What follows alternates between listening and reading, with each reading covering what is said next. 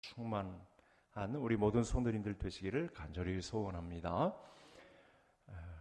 죄로 말미암아 우리가 잃어버렸던 신분을 회복한다는 것, 이건 간단한 문제가 아니죠. 성경 안에 이 이야기가 담겨 있습니다. 죄로 말미암아 이 타락한 이 자리를 하나님께서 복권시켜 주시는 이야기가 성경 안에 꽉 차 있습니다. 오늘도 그와 관련된 문제입니다. 지난 시간에 죄로 인해서 비참하게 된 우리, 거기에 보니까 하나님이 주신 놀라운 자유함임에도 불구하고 하나님의 약속을 지키면 우리가 형통한 은혜의 해를 누릴 수 있음에도 불구하고 죄를 범한 결과 이 죄의 비참함에 이르렀죠. 왜냐하면 사랑의 하나님이시기도 하지만 공의로운 분이시기 때문에 죄에 대해서는 갚아야 하기 때문에, 보응을 하시기 때문에 우리가 이 문제에 걸려서 참 비참함에 이르게 되었습니다. 심지어 바울은 사형 선고를 받은 상태라고 이렇게까지 표현을 하고, 장례식을 치렀다, 우리는 죽은 존재다, 이렇게까지 말씀을 했습니다. 죄의 비참함은 죽음을 맛본 상태죠. 그토록 무서운 상태가 된 것입니다. 그래서 이 죽어있는 상태, 죄의 비참함에 빠진 상태를 복권시킨다, 제자리로 돌린다는 것은 간단한 문제가 아닙니다. 엄청난 일이 벌어진 거죠. 그 엄청난 일을 벌이신 것에 대해서 오늘도 우리가 말씀 속에서 깨닫게 된다면 저와 성도님들에게 큰 은혜가 될 것입니다. 자, 이 문제를 잘 이해할 때 우리가 우리의 구원도 등한히 여기지 않는 예수님의 사람 제자의 삶을 두렵고 떨림으로 구원을 이루어 나가는 믿음의 형제들이 될 것입니다. 그래서 오늘은 우리가 받은 구원의 도리에 관해서 또 지난 시간에 이어서 말씀을 살펴보도록 하겠습니다. 지난 시간 살펴본 내용을 다시 한번 정리해 볼 텐데요. 지난 시간의 말씀의 관건은 이것입니다. 우리가 지금 교리에 관해서 살펴보고 있는데, 인간이 죄를 범한 것에 관해서니까 인간론이라고 볼 수가 있겠죠. 굳이 이렇게 결정을 한다면, 그때 우리가 어떻게 하나님의 진노인, 이 공의에 의한 진노인 형벌을 피하고 또 다시 하나님의 은혜를 입을 수 있을까, 이 문제를 살펴보는 거죠. 구원은 이와 같은 내용으로 구성되어 있으니까요. 그때 하나님의 공의로움으로 죄에 대한 응분의 대가는 치러야 한다라는 것입니다. 그렇죠? 하나님의 공의가 발동하면 이 살아남을 수 있는 사람은 없죠. 거기에 우리가 비참함이 있습니다. 오늘도 그 여파로 인해 저와 성도님들 가운데 믿음으로 산다고는 하였지만 이 문제에 관해서 실패해서 비참함 가운데 있다가 나오신 분들이 있을 것입니다. 또 이 죄에 대한 응분의 대가는 사람이 만족시킬 수 없습니다. 사람 중에 아무리 의로운 자가 나서더라도 이 죄의 문제를 해결할 수 있는 사람은 존재하지 않습니다. 그래서 그 어떤 피조물로도 완벽하게 이 죄의 문제를 해결할 수 있는 존재는 없습니다. 이 세상 가운데서는, 하나님 지으신 피조물 가운데서는 이 죄의 타락을 가져온 결과 피조물 중에서는 하나님의 마음을 흡족하게 할 존재는 없습니다. 우리 안에는 이런 문제가 있습니다. 하나님과의 이 관계가 파괴되었기 때문에, 그래서 사이가 너무 벌어졌습니다. 간격이 벌어진 거죠. 그래서 이 틈을 메울 수 있는 존재는 피조물 중에 아무도 없다. 그런데 이 응분의 대가는 또 치러야 한다. 그래서 이 말씀을 이렇게 지난 시간에 계속 살펴보았는데, 그렇게 되면 한 분을 요청하게 됩니다. 그러면 우리를 구원해 주셔서 하나님이 세워주시는 한 사람을 통해서 하나님이 오시든지 하나님을 요청하게 되는, 부르짖는 그런 과정이 있게 되는 것입니다. 그래서 하나님의 은혜를 잊기 위한 강력한 그 누군가, 그 존재가 필요한데 이를 중보자라고 합니다. 오늘 제목이 중보자입니다. 우리가 죄의 비참한 가운데 있으면 하나님의 공의를 만족시키기 위한 이 죄책이 있기 때문에 그걸 벗어나기 위해서 중보자가 강력하게 요청됩니다. 사실은 사람 편에서는요, 중보자가 강력히 요청된다는 사실도 사실은 몰라요. 죄 가운데 있기 때문에. 그 죄의 비참함이 이렇게 무섭습니다. 나에게 죄의 이 죄책을 멸하고 나를 그동안 하나님과의 관계에 정상적인 관계로 돌려놓는 것이 필요합니다. 이렇게 부르짖는 사람도 드물어요. 왜냐하면 죄가 너무나 달콤하니까요. 죄와 함께 묻혀서 사는 생활이 너무 즐거우니까요. 세상적인 삶이 너무 달콤하니까요. 중보자에 대한 필요도 사실은 사람들이 모르고 살아갑니다. 얼마나 많은 사람들이 이 세상의 즐거운 삶에 중독되어 사는지 모릅니다. 그런 여파가 우리 주변에 얼마나 많은지 모릅니다. 그래서 하나님이 믿음을 가지시고 이 문제를 발벗고 나섰습니다. 그래서 우리는 믿음입니다.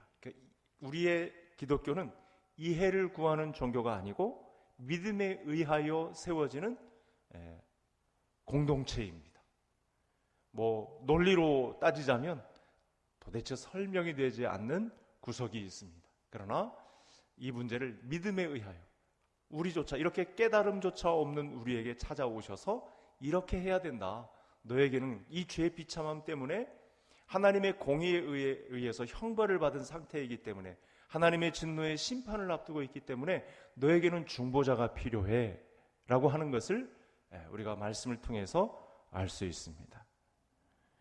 자, 그래서 이 중보자에 관한 내용을 성경이 기록하고 있습니다. 화면을 통해서 한번 살펴보겠습니다. 여러 군데 중보자에 관한 말씀이 있는데 이제 오늘 네 컷을 볼 텐데 제일 첫 번째 화면에 나타난 강력한 중보자에 대한 말씀을 살펴보겠습니다. 디모데전서 2장 5절 우리 같이 한번 읽어보겠습니다. 하나님은 한 분이시요 또 하나님과 사람 사이의 중보자도 한 분이시니 그 사람이신 그리스도 예수라.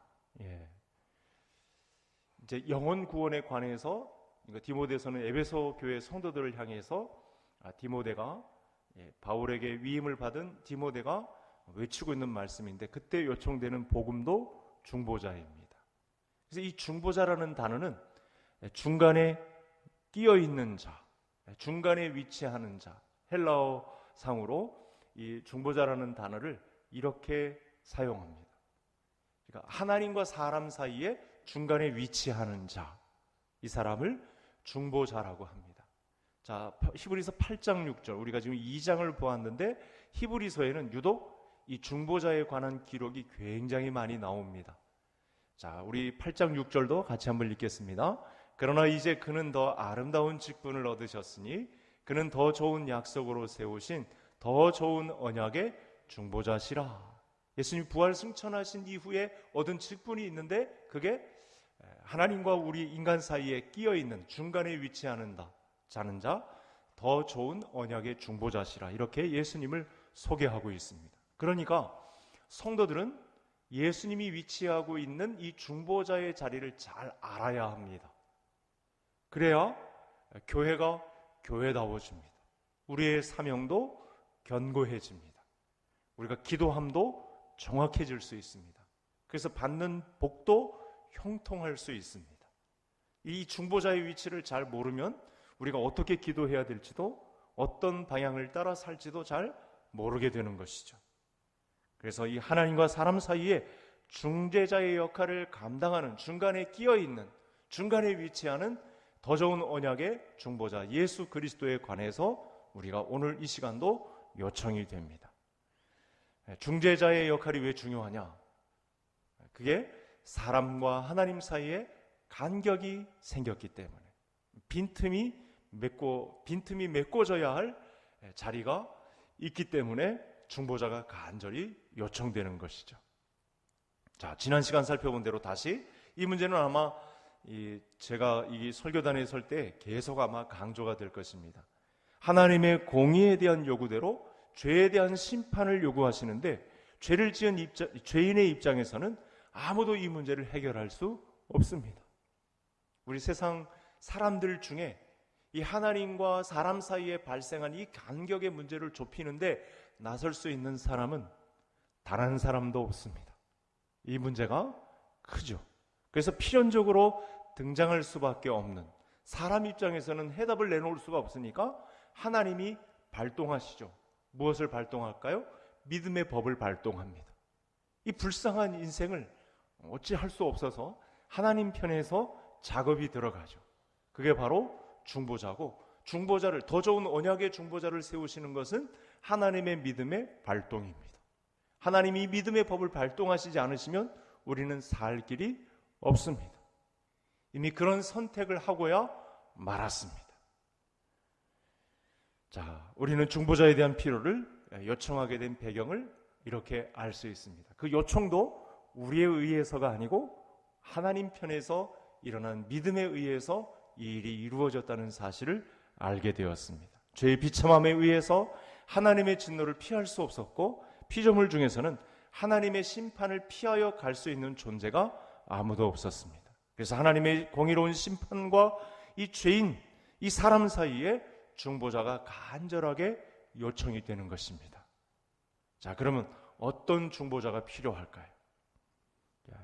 어떤 중보자가 필요할지 물을 때 반드시 이 중보자의 자격은요, 하나님과 인간의 필요를 다 충족시켜주는 존재가 되어야 한다는 것입니다. 사람 편에서건 죄인의 편에서건 이 하나님 편에서건 이 문제를 다 해결해 줄 수 있는 중간에 위치하는 자가 되어야 합니다. 여러분, 다른 아무 피조물도 인간을 대신해서 이 하나님의 의를 만족시킬 수 없는 이유는 하나님께서 이 인간의 죄악 때문에 다른 피조물을 형벌하기 원하지 않으시기 때문에 그렇기도 합니다. 그래서 이 하나님의 공의는 죄를 지은 그 당사자가 책임지기를 원하십니다. 굉장히 어려운 문제죠. 하나님은 죄를 지은 그 당사자가 책임을 지기를 원하는 거예요. 그걸 참된 사람을 요청한다, 이렇게 표현합니다. 중보자, 그 사람은요, 사람이어야 된다는 거예요. 진짜 사람이어야 된다는 것입니다. 왜냐하면 인간을 대신해서 하나님을 만족시킬 수 있는 참 사람이 되어야 하기 때문에, 하나님 편에서는, 또 사람 편에서도 마찬가지입니다. 피조물 중에서는 죄를 범하여 타락했기 때문에 중보자로 나설 수가 없는데, 그래도 하나님 앞에, 이 공의로운 심판 앞에 죄인이 이 심판을 면하는 이 중보자의 요청은 반드시 사람이어야 합니다. 완전한 사람이어야 한다는 사실입니다. 그것이 오늘 사실은 1절부터 18절 이 2장 전체가 이 말씀을 가리키고 있습니다. 사람 외에 다른 존재가 대신 그 죄의 대가를 치르시기 원치 않으신다는 거죠. 오직 사람만이, 그 사람도 죄인 중에는 없으니까 참 사람만이 이 중보자의 역할을 감당하게 된다는 것입니다. 그래서 이 중보자가 있어야 사람의 죄를 대신할 수가 있는 것이죠. 자, 이 사실 또한 사람 편에서는 절대로 나올 수 없는 진리입니다. 그래서 하나님 편에서 이 사람 한 사람을 준비시키죠. 그 사람이 어떤 사람인지 요한 사도가 요한복음 1장에 잘 기록해 놓았어요. 그 사람이 어떻게 오게 되었는지 그 배경을 요한복음 1장에 잘 풀이해 놓았고, 오늘 말씀에서도 가득합니다. 이 하나님의 의는 죄를 지은 인간이 죄값을 치르기를 요구하시는데, 그래서 이 죄값을 치르기를 요구하는 중보자는 반드시 참 사람이어야 합니다. 그게 요청이 됩니다. 하나님 편에서. 사람 편에서도 마찬가지입니다. 그렇지만 이 죄값을 치르는 자는 의로운 자여야 합니다. 하나님과 사람 사이의 중보자의 역할을 감당하는 사람은 의로운 자여야 합니다.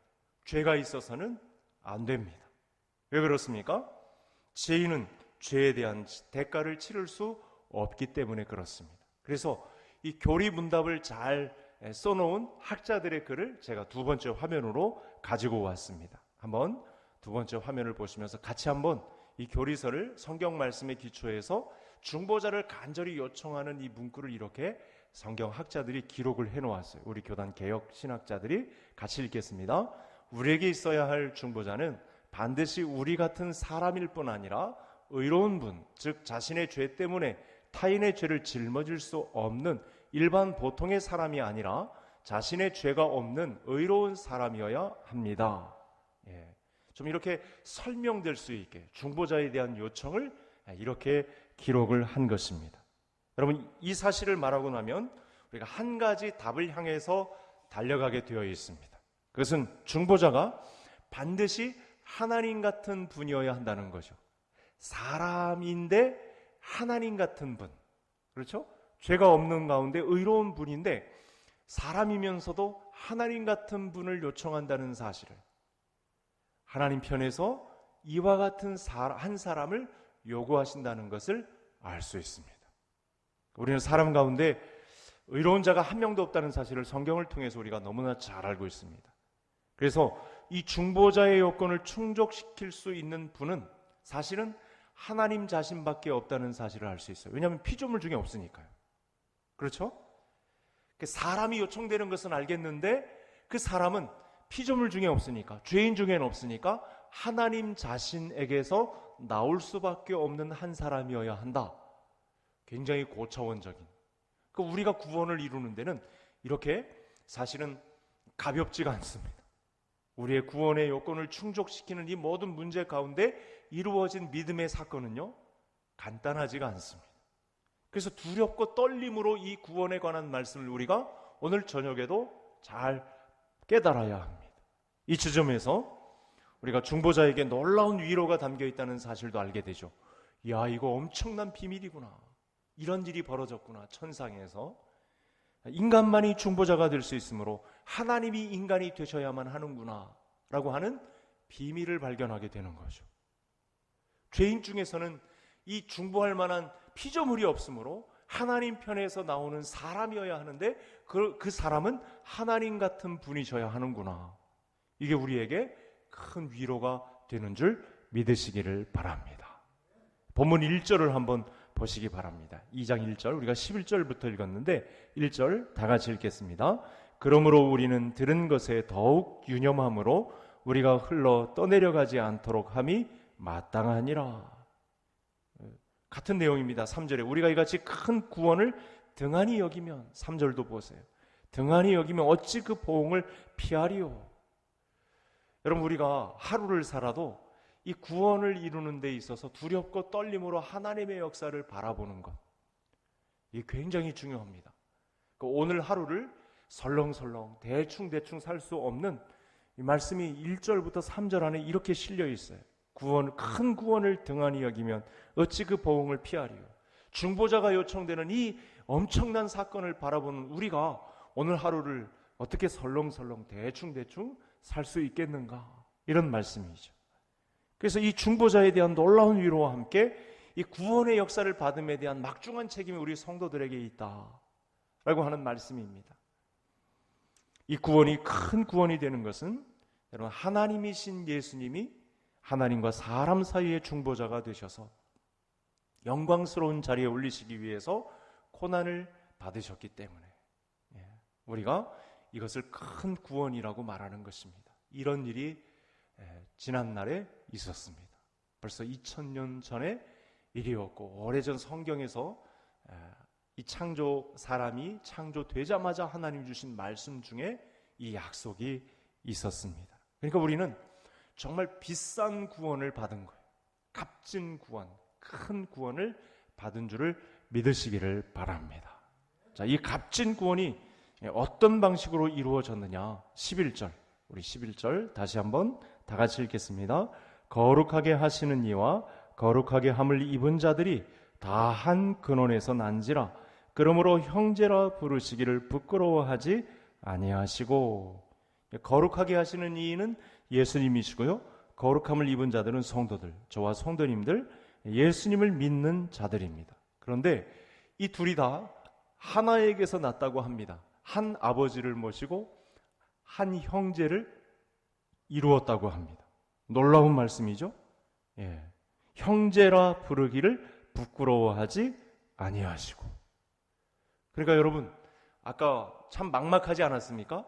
죄인 중에서, 피조물 중에서 중보자라고 내세울 만한 자가 없는데 답답하잖아요. 근데 뭔가 막 쏟아지는 것 같지만, 여러분, 오늘 11절 말씀을 보면 하나님 편에서 사람이 나올 수 있구나 라는 희망을 가지게 되는 거죠. 왜냐하면 한 근원에서 났고 형제라 부르기를 부끄러워하지 않는 하나님의 모습이 나타났으니까요. 엄청난 말씀이 쏟아진 것입니다. 여러분, 성삼위 하나님을 우리가 신적으로 바라보기는 하지만 삼위 하나님 가운데서는 사람이 나올 수 있음을 믿을 수 있기를 바랍니다. 참 사람이 나올 수 있어요.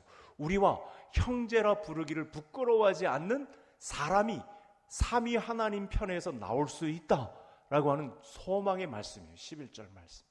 엄청난 말씀입니다.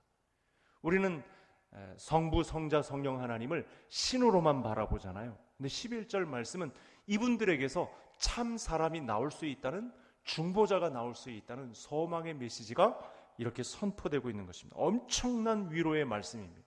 충격을 받으셔야 합니다. 아멘. 우리 박 장로님만 아멘 했는데 다 같이 아멘. 아멘도 연습해야 잘 돼요. 그래 뭐 어떤 교회 가면 아멘 막 잡아먹을 듯이 아멘을 막 아멘 하라고 막 하는데 그렇게 할 필요 없어요. 부흥사들이 시키는 그런 아멘 말고 우리가 중심을 담아서 아멘. 다 같이 아멘. 엄청난 충격의 말씀이 쏟아져서 그래요. 이럴 때는 아멘 하는 거예요. 아, 신의 위엄을 갖고 계신 하나님 편에서 형제라 부르기를 부끄러워하지 않는 참 사람이 나올 수 있구나. 이게 11절 말씀이에요. 엄청난 복음입니다. 그래서 이 14절에는 중보자인 그리스도께서 혈과 육을 함께 지니셨다. 14절 우리 다 같이 다시 한번 읽겠습니다. 자녀들은 혈과 육에 속하였음에 그도 또한 같은 모양으로 혈과 육을 함께 지니심은 죽음을 통하여 죽음의 세력을 잡은 자 곧 마귀를 멸하시며. 좀 이해가 되시죠? 하나님 편에서 믿음을 얼마나 발동했는지 성부, 성자, 성령 하나님 편에서 죽기를 두려워하지 않는 혈과 육을 지닌 한 존재를 우리 앞에 꺼내놓으신다. 그게 참 사람, 중보자라는 이야기입니다. 엄청난 믿음입니다. 아멘. 그래서 15절은 죽기를 무서워함으로 이유가, 참 사람, 중보자가 온 이유가 이거래요. 죽기를 무서워함으로 한평생 매어 종노릇하는 모든 자를 놓아주려 하심이라. 이 일이 바로 중보자를 통해서 이루어졌다는 사실입니다.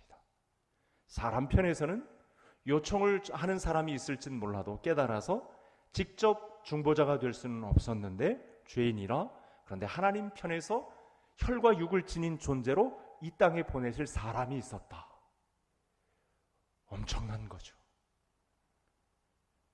그래서 17절 엄청난 또 말씀이 또 선포됩니다. 같이 읽겠습니다. 그러므로 그가 범사의 형제들과 같이 되심이 마땅하도다. 이는 하나님의 일에 자비하고 신실한 대제사장이 되어 백성의 죄를 속량하려 하심이라. 그 중보자를 가장 많이 닮아 있는 직분은 대제사장입니다. 하나님과 사람 사이에 위치해서 이 죽어 마땅한 이 죄를 대신할 사람, 형제들과 같이 되심이 마땅하도다. 범사에. 여러분, 오늘 이 시간도 부활 승천하셔서 우리와 보혜사 성령으로 같이 동행하시는 사람이 되신 예수님이 나의 곁에 있다는 사실로 말미암아 우리 소망을 갖는 성도님들 되시기를 바랍니다.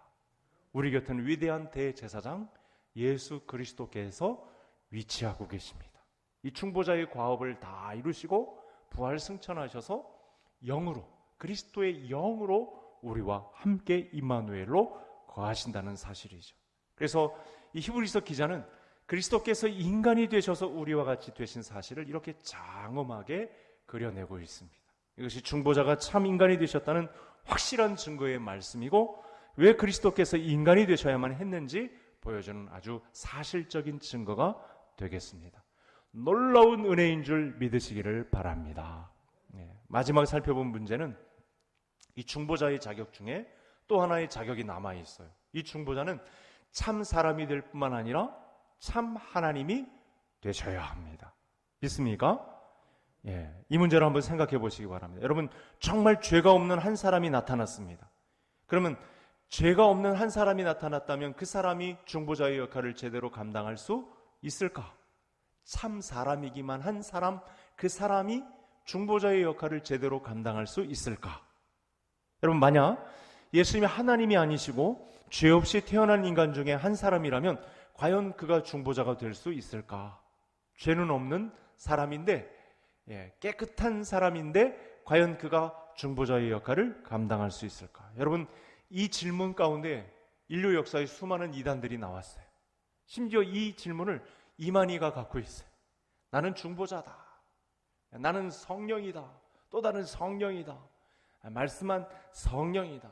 이런 이 하나님이요, 서울 시내에서만 48명이 존재한다고 하죠. 탁지원 이 소장님에 의하면 이런 자들이 굉장히 많이 나왔어요. 인류 역사에. 우리나라에만, 서울 시내에만 그렇다고 하는 거죠. 예수님은 사람보다 조금 우월하거나 피조물 중에서는 조금 우월하지만 하나님은 아니다. 이런 사람들이 많았어요.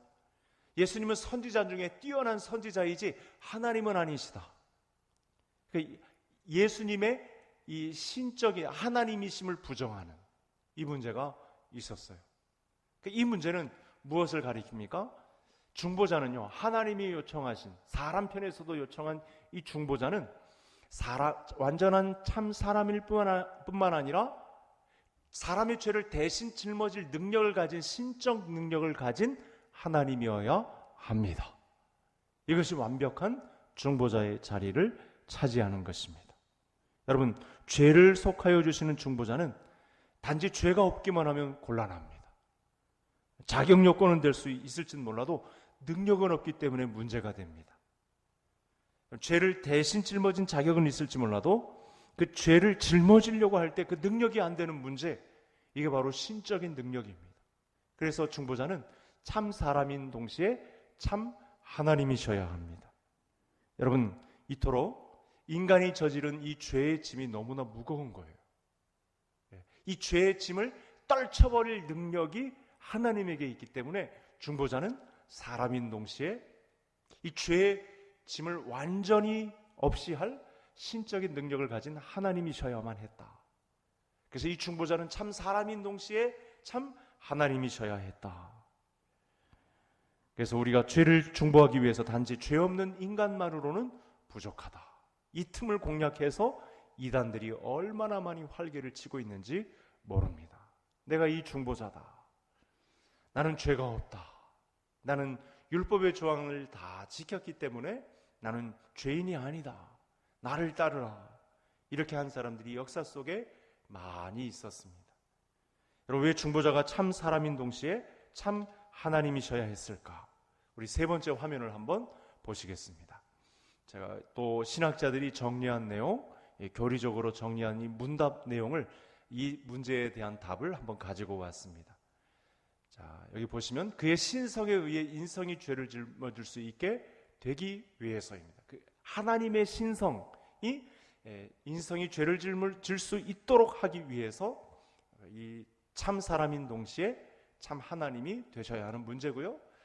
이 중보자가 신성을 갖고 있지 않다면 인성의 과도한 짐을 이기지 못하고 부서지기 때문에 죄를 짊어질 그 능력 가운데 퇴치할 수 있는, 완벽하게 없이 할 수 있는 능력이 존재하지 않기 때문에 참 사람인 동시에 참 하나님이 요청된다.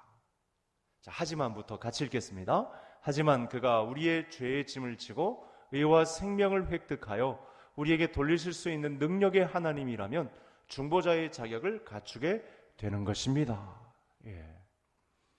의와 생명을 획득하여 우리에게 돌리실 수 있는 능력, 이건 사람에게서 절대 발생하지 않습니다. 그가 죄가 없는 사람이라 할지라도, 가정하에 그럴 사람도 없겠지만 사람만 된다라고 하면 이 죄의 짐을 지고 의와 생명을 획득해서 우리에게 돌리실 수 있는 능력자는 되지 못한다라고 하는 사실입니다. 자, 그러면 이제 완벽하게, 자, 이 문제를 뒷받침하는 성경의 문제가 많이 기록되어 있는데, 이렇게 학자들의 이야기뿐만 아니라 왜 예수님께서 중보자의 자격을 갖추셨는가를 알려면 우리 마지막 화면을 한번 보시겠습니다. 우리 요한복음 17장 3절, 그동안 많이 본 말씀인데 같이 한번 읽겠습니다.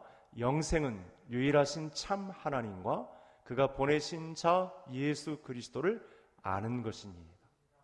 그 중보자가 누구인가에 대해서 이 요한복음 17장 3절 말씀이 잘 이야기하고 있어요.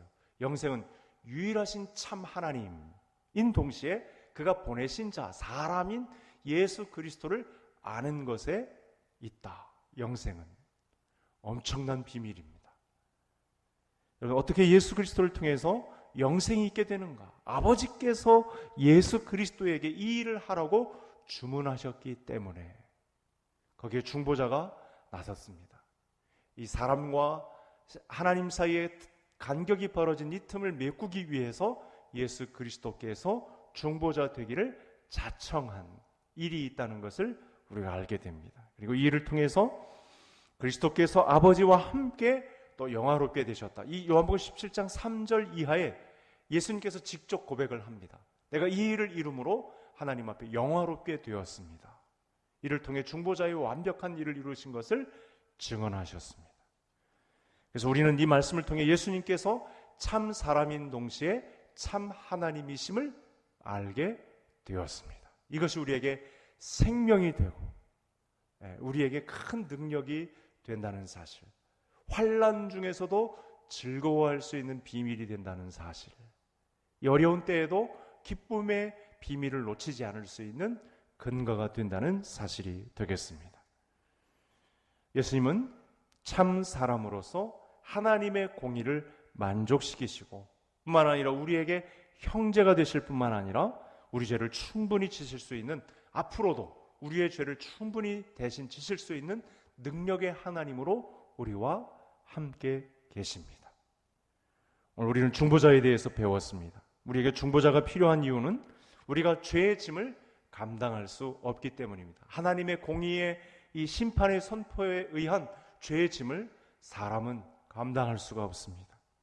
그래서 우리는 중보자를 통하지 않고서는 어떤 일에 의로운 자가 의로운 기준에 부합할 수가 없습니다.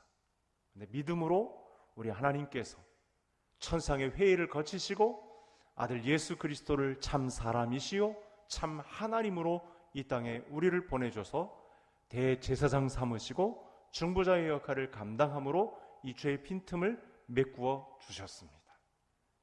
그래서 우리는 중보자를 통하지 않고서는 어떤 일에 있어서도 하나님 앞에 나아갈 수가 없게 되었습니다. 죄를 지은 우리는 죄악의 늪에서 헤어나올 수 있는 능력이 없습니다. 그래서 중보자가 반드시 필요합니다. 참 사람이신 동시에 참 하나님이신 그리스도께 의탁함으로 우리의 모든 문제, 또 믿음의 발걸음을 한 걸음 더 뗄 수 있습니다. 근데 문제는, 관건은 우리와 하나님이 세우신 이 형제된 관계를 이끌기 위해서 사실 예수님이 하신 일을 우리에게 요청하셨어요. 어떻게 요청하셨죠? 서로 사랑하라. 내가 중보자가 된 이 비밀을 너희에게 청정할 길을 알려주겠는데 서로 사랑하라.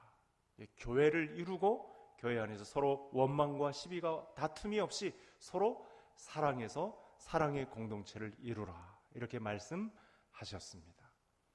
저는 성도님들의 마지막 남은 삶 가운데 중재자 되신 우리 예수님처럼, 화평이신 예수님처럼 그런 이 화평의 중재자, 그런 사랑의 공동체의 주인공들이 다 되시는 은혜가 있으시기를 주의 이름으로 축복합니다.